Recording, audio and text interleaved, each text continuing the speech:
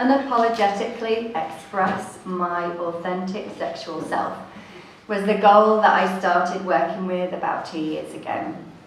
And just to unpick that, expressing myself authentically in my sexuality started with exploring the conditioning. So I grew up as a Catholic, went to a Catholic school, went to church every Sunday, I went to a Catholic college.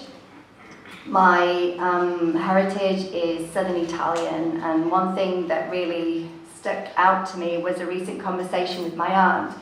And we were talking about relationships and separating from partners, and she shared with me that my grandmother, from a small village in Calabria in the south of Italy, warned all of her daughters to make sure that at every cost that your relationship works, because if a relationship fails, it's the fault of the woman, and that was her belief growing up from a small village in the south of Italy.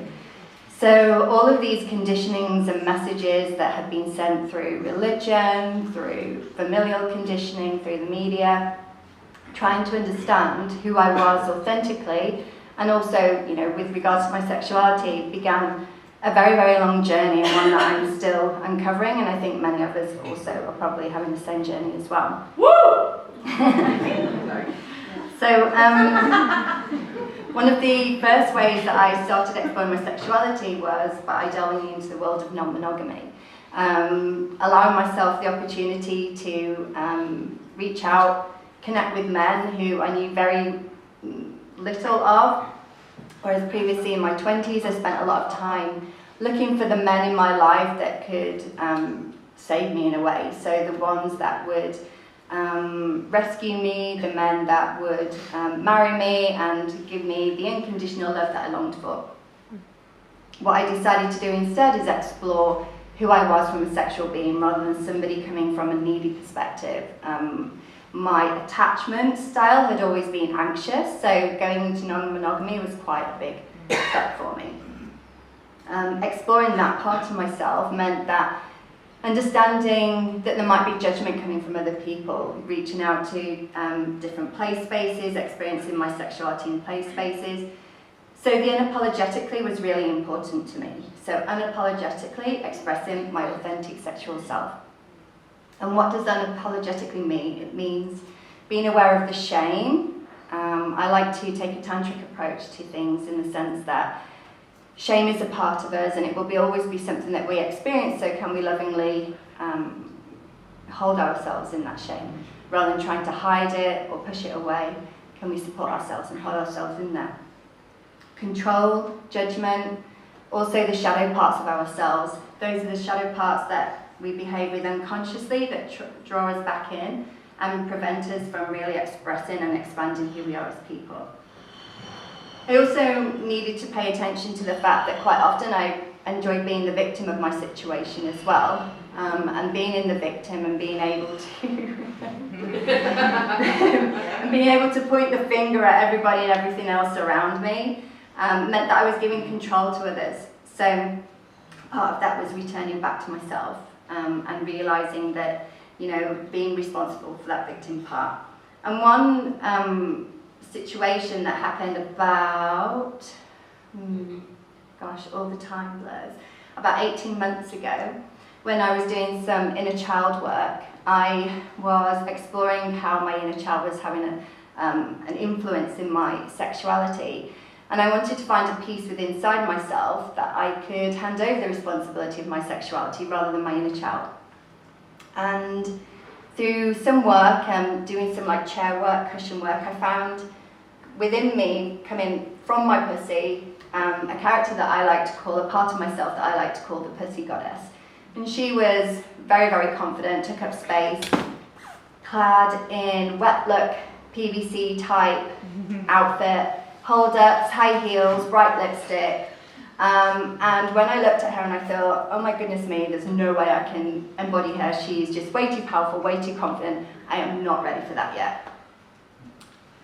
About 6-7 months ago, I was looking for a tantric sex partner and ended up meeting a guy who was going to support me with my training around tantric sex.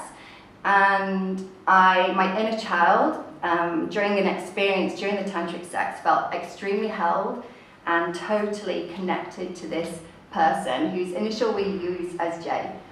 And my inner child completely latched on, and she completely took over the whole relationship of sorts. It wasn't a relationship in the romantic sense, but how we interacted.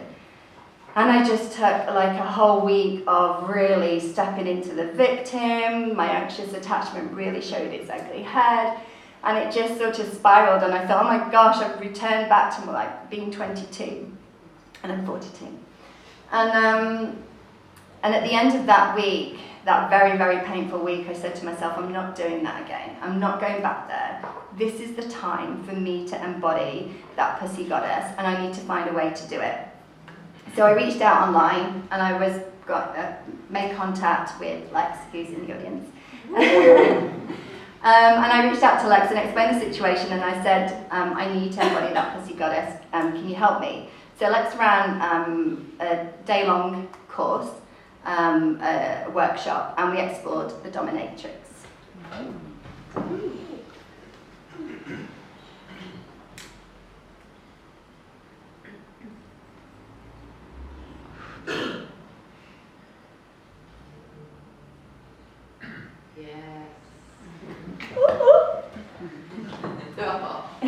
So, on that day, we looked at the 4 archetypes of mother, and being a mother of 2 children, I felt that I was really able to step into that role. Of seductress, thank you to the burlesque lessons, I had really felt that I'd fully embraced that part of myself. The authoritarian and the queen were the parts that I struggled with the most, and that brought a lot of self-awareness around how I felt being in a person that takes up space. So that day really, really taught me what it means to be a woman, what it means to the power that we have, how we embody that power internally, but also how, when we have that power, how we interact with other people. And so the next stage of my journey, I heard of Shawnee Love, a lot of you in the audience probably know of him. He was coming to Manchester, and I'd heard lots of people talk about his workshops, and I was really, really interested in attending one of those. So I reached out, had a really interesting experience with a female-bodied person, where I was invited to be the dominant person in a dominant and submissive role.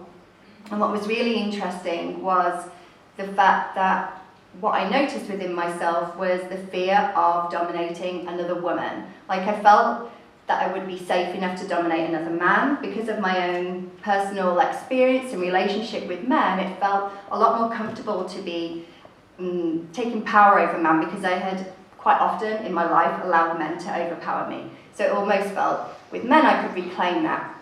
With a woman, because I knew that not always could I trust my own no or my own yes, I projected that fear onto the female-bodied person that I was with. And there was such an awareness of and fear that the person might say yes to something that they really want to say no to.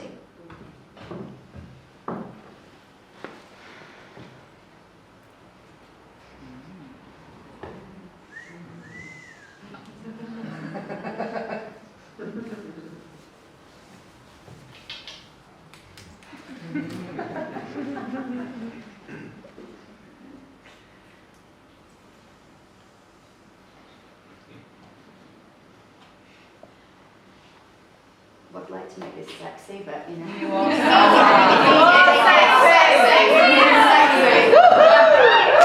Really, yes.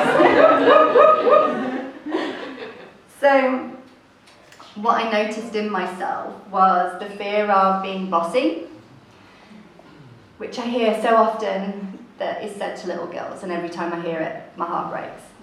The fear of being too much, the fear of judgment for the choice of what I would ask a female-bodied person to do. And when I asked a female-bodied person to do it with the support of Shawnee, and she did it, I felt so much shame and so much embarrassment. And what this brought is a huge amount of awareness to me, a huge amount of awareness to my own fears around my own power and my own fears of how I might use that power in an incorrect way with another person. Then the next activity that really had a big impact for me was doing something similar, being in a queen role this time.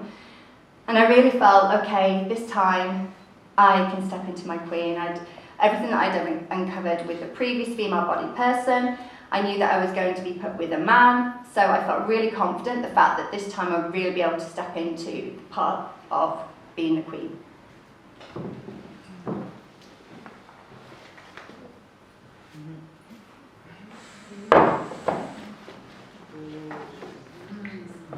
Good evening.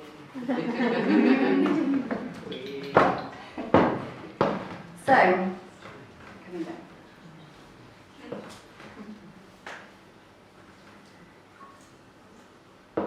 And so there I was, with a man.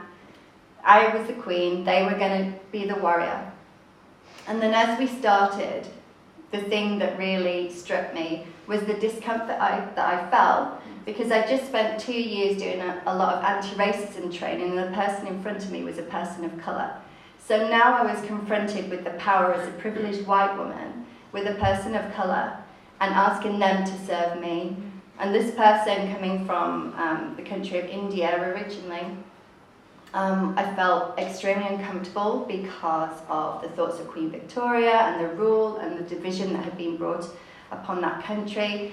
And again, the shame arrived, the discomfort, and Shawnee invited me to name to the warrior what my own discomfort was.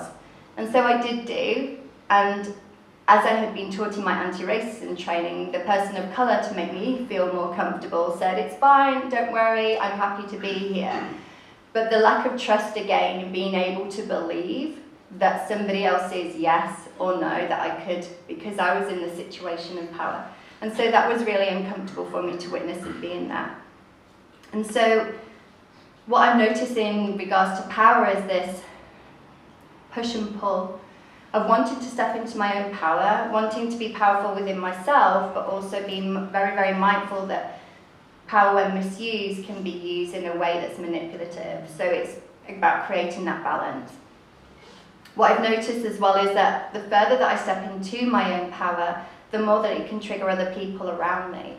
And just to give an example, an article I wrote about this particular journey, I put on my website and then I shared on social media. Unfortunately, some of my family members were really, really upset by it. They hadn't actually read the content. They just saw me dressed as my inner dominatrix, and they saw the title BDSM Conscious Kink My Inner Dominatrix and made judgments on who I was and what I was doing without actually asking me, what are you doing and what's the article about, or even looking at it. So again, there was that fear of needing to be liked, wanting to be the good girl that I had always been brought up to be, but also knowing that if at this point that I start removing posts and don't talk about the things that are important to me, and also lead the way for other people to show them that they can also step into that power, by giving up that power, I'm not allowing other people to control me. And that has been part of the journey into stepping into my own power, is not allowing others to control me and who I am.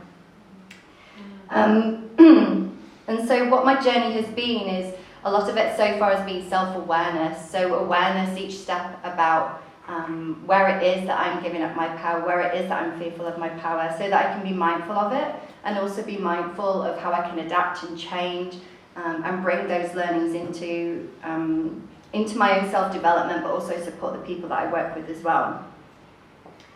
So every time that I take a step and I need to make a decision, I need to decide, am I going to step into the role of victim and good girl, or am I going to do what I want to do and step into my own power? And am I going to unapologetically express my authentic sexual self?